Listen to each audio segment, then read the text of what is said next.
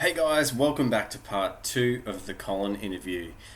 This next part of the interview is really awesome. There's so much amazing stuff. So grab yourself a beverage. I've got a protein shaker, but grab yourself something to eat or drink and grab your notebook and take some notes down because it is seriously epic. And then I'll see you in the Zoom meeting just after. That's really cool. So for you, Cole, once you'd had these experiences and you started this journey, um, we talked earlier about you starting to serve and, in your local church and, being a part of things in your church. Now, obviously, you didn't wait until you were perfect, because you'd still be waiting, as we all would, to start making a difference. What would you say to people that, at home, like in our youth, that they want to make a difference? Maybe they don't know everything, they don't understand everything in the Bible yet, or, you know, they're just new to this stuff. They've only just started coming to youth. What would you say to those sort of people that they want to make a difference, but they don't really know how? Yeah, that's cool. That's a great question, and it's one that I've found along my journey to be a really essential one if we can answer.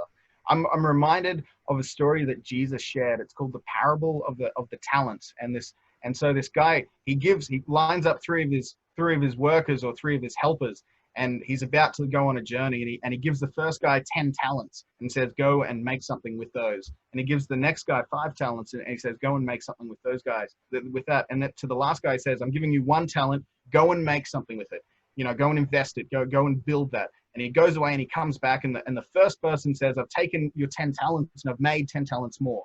I've invested, I've grown it to 20 talents. He goes, well done, good and faithful servant. And then the next person says, I had 5 talents, I've made 5 more. He says, well done, good and faithful servant. And then the last person, he says, I was so nervous about this 1 talent you gave me, this one tiny little talent, that I buried it and I've dug it up and here it is, it's yours. And he says, you wicked and lazy servant. Interesting words, very strong language, one would add.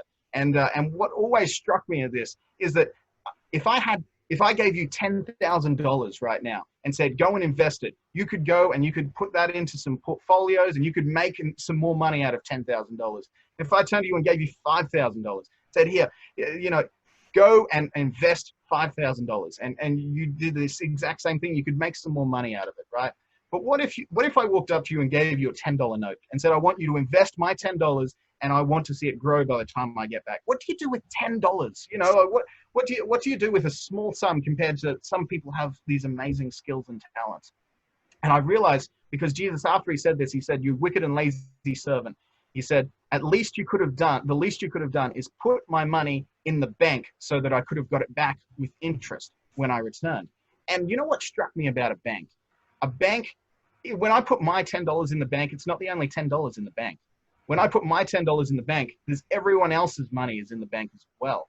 And this is the idea that God has for us. And one thing I've seen in my life is you don't have to have much. You just have to be willing to give whatever you've got to the common good, whatever you've got to the common cause. So whatever you're doing, if you go, look, I don't have much, but I have some free time in my week. I walk up to my youth pastor and I go, look, I've got a couple hours. Is there anything I can help you with? And the youth pastor goes, I need chairs to be stacked, or an area to be cleared, or I need this thing to be set up. Or maybe you might be good. Look, I'm not very good with time management, but I'm okay at computer programming. You go, look, I've got a video that needs editing.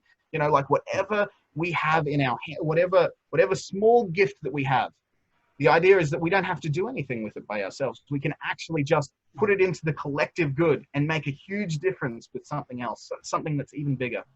And so, yeah, when I think about that and when I see it in my life, I didn't have any skills. I don't do cool things.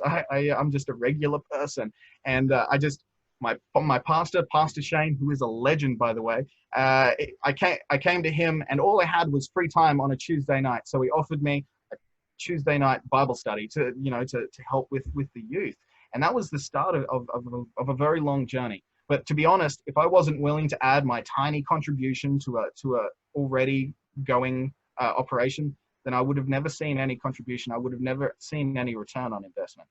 And so I think that's important. Yeah, that's awesome. It almost makes me think of like the principle of sowing and reaping. You never reap a crop unless you actually sow the seed for the crop. So if you're faithful with the little you've been given, how much more is God going to trust you with more? You know, and that's a verse, that is a Bible verse. But, you know, if you have breath in your lungs, you have something you can do to honor God, to worship God, to serve Him, and to serve others. So we can all make a difference. It looks very different for each of us, but like Colin, he just started somewhere where he could.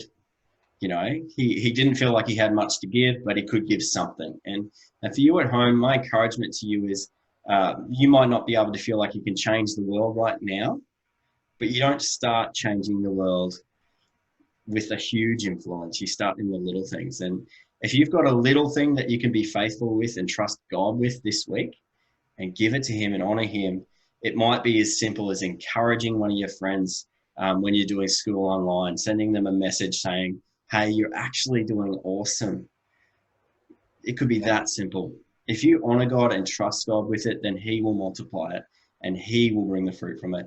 And then things will keep going and you'll find you'll have more and more that you're entrusted with, which is pretty cool. Hey, so before we wrap up, there's a few more questions that I sort of thought we might just have a quick chat to Col about, some practical things that Colin can speak into and teach us about.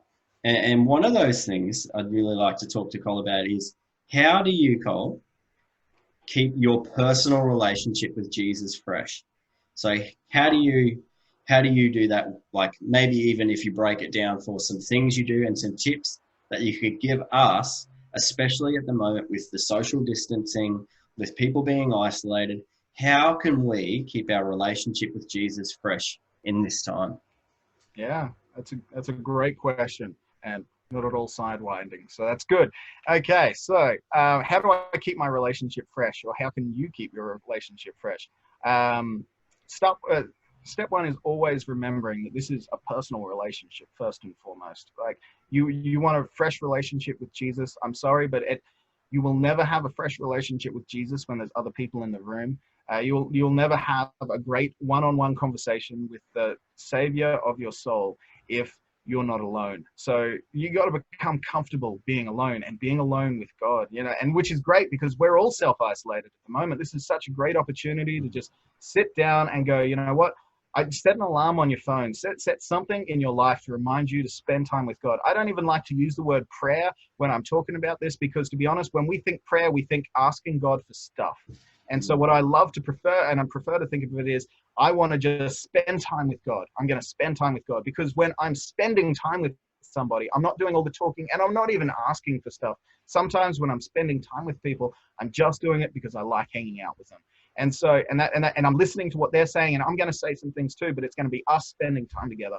But the important thing is we need to have a place or a time when it comes to spending time with God. If you don't have somewhere in your world, in your house, in your backyard, in your shed, I don't know where it is, that you can sit down, and when you sit down, it's quiet, it's secluded, no one's going to annoy you, and you can just spend time with God. If you don't have the place or you don't have a time, and what I like to say about this is, whatever you do in your day, there's some things that you always do. You always eat meals and you always go places or talk to people, or maybe at a certain time you always get a phone call or a text message. I don't know. Maybe you go to the toilet at a certain time. I'm just going to throw it out there. Some people are very habitual with this stuff.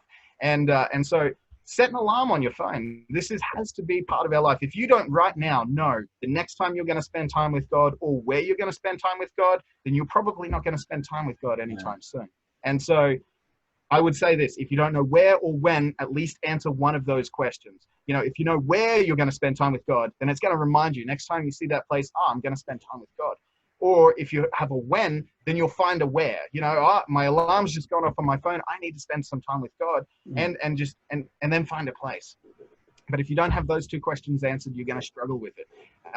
On top of that, I would say another way to keep our relationship fresh with God is when we spend time with Him, don't do all the talking. You know, it's important that we just let ourselves be still and just think about Him, just focus on Him, just and don't make it repetitive. Don't say the same thing you said last time. When I walk out in the morning and say good morning to my wife, because usually she's up before I am, I don't say the same thing every morning. You know, every morning it's something fresh. It's like, hey, you've brushed your hair. She does that all the time. She's not a slob. I just want to point that out. But, you know, like every morning I say something new. I say something fresh.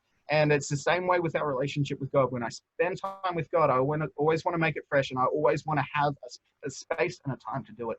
On top of that, another way I like to keep things fresh with God is just spending time reading the Bible. And can I just point out here, this is not a big process. It's not something that we have to do, you know, every day at the exact same time. And we don't have to read a chapter, and we don't have to read several chapters. You can if you want, if you've got the passion, but just open the thing up and read something, anything, no matter where you are. Maybe it's the first time, maybe you don't even own a Bible. If you own one of these, it's an iPhone 5C, by the way. I'm sorry, I'm a little bit behind the times. But if you can download Bible apps for free. Did I mention for free? Okay, and it's free. Did I mention free? So you can just download the app and you just read it. Just read one thing in it, and that's all you need to do. Because you'll be surprised that once you read one thing, that you want to read a little bit more, and you want to read a little bit more.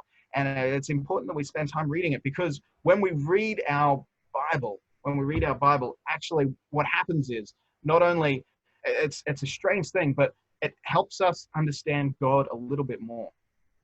If you want to know about someone, most likely you'll jump onto their Facebook profile and you'll read everything they have, or not Facebook, Instagram profile. Maybe I'm a little bit behind the times on that, but you jump into their profile and you read about them. God's profile is called the Bible. And if you want to know about him and you want to know him a little bit more, jump in, read it. It's really important. And additionally, on top of that, you've got spending time with God, spending time reading the Bible. Another thing that's important to remember to keep our lives fresh is that there's this sea, right? I'll just use this analogy so you can get what I mean. But there's a sea called the Dead Sea. And the reason it's dead is because everything in it has died. And so they did some studies and discovered that because the Dead Sea, it's got a place where water flows into the Dead Sea, but it doesn't actually have a place for the water to flow out of the Dead Sea at the same time. Then what happens is the water comes into the Dead Sea and it stagnates and it dies. And so one of the ways that we have to keep our life fresh, and one of the ways we can see if our life is fresh, is if we can see a place where God is flowing into our life and also see a place where God is flowing out of our life. So if you can't answer for yourself, when was the last time I looked, called up my friend just to see if they were okay? When was the last time that I had a conversation with someone, and shared a little bit of my story? Or maybe I was just really positive to a lady who was serving me at the grocery store because I was going to get essential groceries only. And so I walked in there and she looked like she was a bit stressed, but I was like, hey, I think you're doing a great job, and, all of these things. And by the way, I really like that brooch. Is that new? And then you pay for your stuff and you say, I hope you have a really nice day. And you walk away and you've just made someone's day a little bit better. If you can't see an output, an outflow in your life from where God is moving inside you, then I'll say that maybe it's not as fresh as it could be. So I would definitely add those. So some tips on that. Absolutely. Spend time with God, read some of the Bible. You don't have to be a master of the Bible, but I would suggest if you don't know where your copy is, then you should probably find it. And look in your life where God's flowing in and flowing out. I would definitely say that as well. That's awesome, dude. That's a great answer. Some of the gold bits there to summarize that I took down as you were talking, Cole, was relational. Make sure you're being relational with God. Have fun. Spend time with God just to enjoy him. Make a plan and a place. So make an opportunity, plan it out, go, I'm going to spend time with God at this time, and here's my place, or something like that. Read your Bible, engage with it, and don't put pressure on yourself by the sounds of that. Just do it. Just get it in there, but don't pressure yourself into doing it so that you're stressing about it. And also have a space where you're aware of when God's flowing into you and out of you. That's really cool. I love that thought about, if what's flowing in isn't getting out, then you're stagnating. You need an output and an input. So there's some ways from Colin to keep fresh, guys, in your face. I think that's some really great practical advice, Cole. I think that's about us. We might call it now, but thank you so much for being with us today, for hanging out with us as New Life Youth. I can't wait to get you up in person with your awesome wife, and for the guys to get to see you guys at Downpour as well. So have you got anything else you'd like to share with us before you go, Cole? You know what? I will. I will. When we get into the whole idea of staying fresh with God as well, I think it's important, like you said, to make it fun. Just take the pressure off. Like don't try and be like a Bible hero. You read in the Bible Jesus was up all night praying. Don't try and do that on your first day. You can if you want to, but if you make that your goal, you'll probably burn out really quickly. I mean, Yeah. Jesus was a professional prayer, and so and don't set it for 6 o'clock in the morning or 4 o'clock in the morning and say I'm going to get up and pray. Then it's not going to work. If you want to spend time with God, make it a time when you can really get into it. It might be lunchtime, might be mid morning, might be mid afternoon, but definitely just find what works for you. Yeah. Don't put pressure on yourself, and remember that at the end of the day, it's all relational. It's really cool, and I just really appreciate this. It's been great chatting. Thank you for having me. It's a complete honor to be speaking to the New Life youth. I've heard so many stories about you from your youth pastors. They say you're legend. Wait for it, Derry. Yes, I stole that line from a show, and just really appreciate being here. Awesome, man. Thank you so much for your input today, and we really appreciate your willingness and heart for our youth and for your youth and for what God's doing in general. So thank you so much, Cole. We're going to finish it off there, guys. Have a great week. Be wise and stay fresh.